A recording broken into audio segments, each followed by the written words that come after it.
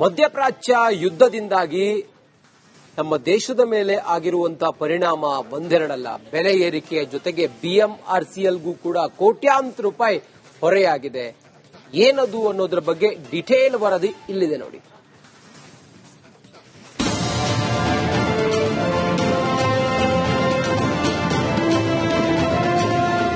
ನಮ್ಮ ಮೆಟ್ರೋ ರಾಜ್ಯ ರಾಜಧಾನಿಯ ಸಂಚಾರಿ ನಾಡಿ, ಸಿಲಿಕಾನ್ ಸಿಟಿಯ ಅವಿಭಾಜ್ಯ ಅಂಗ. ಪ್ರತಿನಿತ್ಯ ಲಕ್ಷಾಂತರ ಜನರು ಮೆಟ್ರೋದಲ್ಲಿ ಪ್ರಯಾಣಿಸುತ್ತಾರೆ. ಬಡವರು, ಮಧ್ಯಮ ವರ್ಗದಿಂದ ಹಿಡಿದು ಎಲ್ಲರೂ ನಮ್ಮ ಮೆಟ್ರೋದಲ್ಲಿ ಸಂಚರಿಸುತ್ತಾರೆ. ಮೆಟ್ರೋದಿಂದ ಬೆಂಗಳೂರು ಟ್ರಾಫಿಕ್ ಕೊಂಚ ಹತೋಟಿಯಲ್ಲಿದೆ. ಮೆಟ್ರೋ ಸಂಪರ್ಕವನ್ನ ಇಡೀ ಬೆಂಗಳೂರಿಗೆ ವ್ಯಾಪಿಸ್ತಾ ಇರೋ, ಸಿಲಿಕಾನ್ ಸಿಟಿ ಹೊರಗೂ ವಿಸ್ತರಿಸ್ತಾ ಇರೋ ಬಿಎಂಆರ್ಸಿಎಲ್ ಈಗ ಸಾಲದ ಸುಳಿಯಲ್ಲಿ ಸಿಲುಕಿ ನಲುಗುತ್ತಿದೆ.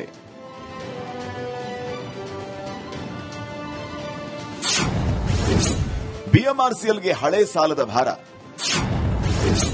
ಕುಸಿದ ರೂಪಾಯಿ ಮೌಲ್ಯ, 1,000 ಕೋಟಿ ಹೊರೆ. ನಿಜ, ಬೆಂಗಳೂರಿನಲ್ಲಿ ನಮ್ಮ ಮೆಟ್ರೋ ಯೋಜನೆಯ ಅನುಷ್ಠಾನ ಹಾಗೂ ಕಾರ್ಯಾಚರಣೆಯ ಜವಾಬ್ದಾರಿ ನಿರ್ವಹಿಸುತ್ತಾ ಇರೋ ಬಿಎಂಆರ್ಸಿಎಲ್ ಈಗ ಸಾಲದ ಸಂಕಷ್ಟದಲ್ಲಿ ಸಿಲುಕಿದೆ. ಡಾಲರ್ ಎದುರು ರೂಪಾಯಿ ಮೌಲ್ಯ ಕುಸಿದ ಪರಿಣಾಮ ಬಿಎಂಆರ್ಸಿಎಲ್ಗೆ 1,000 ಕೋಟಿ ರೂಪಾಯಿ ಹೆಚ್ಚುವರಿ ಸಾಲದ ಹೊರೆ ಬಿದ್ದಿದೆ. ಅದು ಹೇಗೆ ಅಂತಾನೆ ತೋರಿಸ್ತೀವಿ ನೋಡಿ.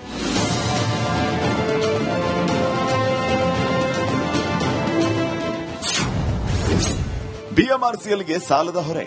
2011 ಆಗಸ್ಟ್ 19ರಂದು ಎಡಿಬಿ ಏಷ್ಯನ್ ಅಭಿವೃದ್ಧಿ ಬ್ಯಾಂಕ್ ಬಳಿ ಬಿಎಂಆರ್ಸಿಎಲ್ ಬರೋಬ್ಬರಿ 3,750 ಕೋಟಿ ರೂಪಾಯಿ ಸಾಲ ಪಡೆದಿತ್ತು.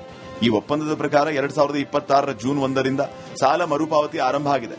ವಿಷಯ ಏನಂದ್ರೆ 2021ರಲ್ಲಿ ಸಾಲ ಒಪ್ಪಂದಕ್ಕೆ ಸಹಿ ಹಾಕಿದಾಗ $1ಗೆ 75 ರೂಪಾಯಿ ಮೌಲ್ಯ ಇತ್ತು.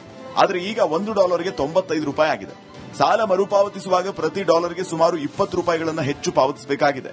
ಪರಿಣಾಮ ಈಗ ಬಿಎಂಆರ್ಸಿಎಲ್ 3,750 ಕೋಟಿ ರೂಪಾಯಿ ಪಾವತಿಸುವ ಬದಲಾಗಿ 4,763 ಕೋಟಿ ರೂಪಾಯಿ ಪಾವತಿಸಬೇಕಾಗಿದೆ. ಅಂದ್ರೆ ಹೆಚ್ಚುವರಿಯಾಗಿ 1,100 ಕೋಟಿಗೂ ಅಧಿಕ ಹಣ ಪಾವತಿಸಬೇಕಾದ ಅನಿವಾರ್ಯತೆ ಎದುರಾಗಿದೆ. ಸೊ ಹಾಗಾಗಿ 2Aಗೆ 2Bಗೆ ನಮ್ದು ಬಂದಿರೋದು ಜೈಕಾ ಅಂಡ್ ಎಡಿಬಿದು. ಸೊ ಎಡಿಬಿದು ಕೂಡ ನಾವು ಲೋನ್ ಅಗ್ರಿಮೆಂಟ್ ಮಾಡಿರ್ತೀವಿ, ಜೈಕಾದು ಕೂಡ ಲೋನ್ ಅಗ್ರಿಮೆಂಟ್ ಮಾಡ್ತೀವಿ.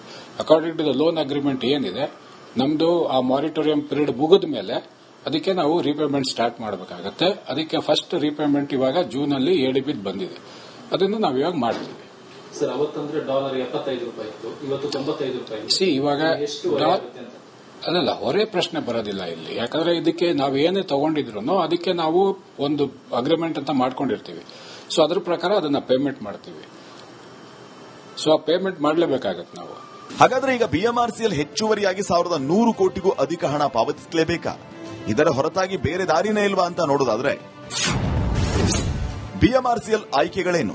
ರಾಜ್ಯ ಸರ್ಕಾರದ ಮೇಲೂ ಬಿಎಂಆರ್ಸಿಎಲ್ ಪಡೆದ ಸಾಲ ಮರುಪಾವತಿಯ ಜವಾಬ್ದಾರಿ ಇರುತ್ತೆ. ಬಿಎಂಆರ್ಸಿಎಲ್ಗೆ ಯಾವುದೇ ರೀತಿ ಆದಾಯದ ಕೊರತೆ ಎದುರಾದಾಗ ರಾಜ್ಯ ಸರ್ಕಾರ ಅಗತ್ಯವಾದ ಬೆಂಬಲವನ್ನ ನೀಡುತ್ತೆ.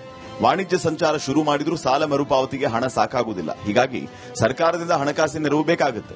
ಹೀಗಾಗಿ ಸರ್ಕಾರದ ಜೊತೆ ಈ ಬಗ್ಗೆ ಬಿಎಂಆರ್ಸಿಎಲ್ ಮಾತುಕತೆ ನಡೆಸುವ ಸಾಧ್ಯತೆ ಇದೆ. ಅಲ್ಲಲ್ಲ, ಇದು ಅಪ್ ಅಂಡ್ ಡೌನ್ ನಡೀತಾನೆ ಇರ್ತದೆ. ಸೊ ಹಾಗಾಗಿ ಅದನ್ನ ಕೂಡ ನಾವು ಭರಿಸಲೇಬೇಕಾಗತ್ತಲ್ವಾ. ಈ ಸಾಲ ಟೈಮ್ ಸರ್ಕಾರಕ್ಕೆ, ಉದಾಹರಣೆಗೆ ಇಂಥ ಸಮಯ ರಾಜ್ಯ ಸರ್ಕಾರ ಹೌದು. ಹಣಕಾಸು ಇವಾಗ ಏನೇ ನಾವು ಇದು ಮಾಡಿದ್ರು ಯಾರು ನಮ್ಮ ಸರ್ಕಾರಗಳು ಅದಕ್ಕೆ ಬದ್ಧರಾಗಿರ್ತಾರೆ. ಸೊ ಹಾಗಾಗಿ ನಾವೇನ್ ಪೇಮೆಂಟ್ ಮಾಡ್ತೀವೋ ಅದರಲ್ಲಿ ಏನಾರ ಹೆಚ್ಚು ಕಡಿಮೆ ಇದು ಬಂದ್ರೆ ಅದನ್ನ ಸರ್ಕಾರ ಭರಿಸಬೇಕಾಗುತ್ತೆ. ನೋಡಿದ್ರಲ್ವಾ, ಡಾಲರ್ ಮುಂದೆ ರೂಪಾಯಿ ಮೌಲ್ಯ ಕುಸಿದ ಕಾರಣ ಬಿಎಂಆರ್ಸಿಎಲ್ಗೆ ಎಂಥ ಸಂಕಷ್ಟ ಎದುರಾಗಿದೆ ಅಂತ. ಸರ್ಕಾರ ಬಿಎಂಆರ್ಸಿಎಲ್ ನೆರವಿಗೆ ಧಾವಿಸುತ್ತಾ ರಾಜ್ಯದ ಅಭಿವೃದ್ಧಿ, ಹಿತದೃಷ್ಟಿ ಹಾಗೂ ಜವಾಬ್ದಾರಿಯನ್ನ ಹೊಣೆ ಹೊತ್ತು ನೆರವಿನ ಹಸ್ತ ಚಾಚುತ್ತಾ ಅನ್ನೋದೇ ಸದ್ಯದ ಪ್ರಶ್ನೆ. Bureau report, republic Kannada.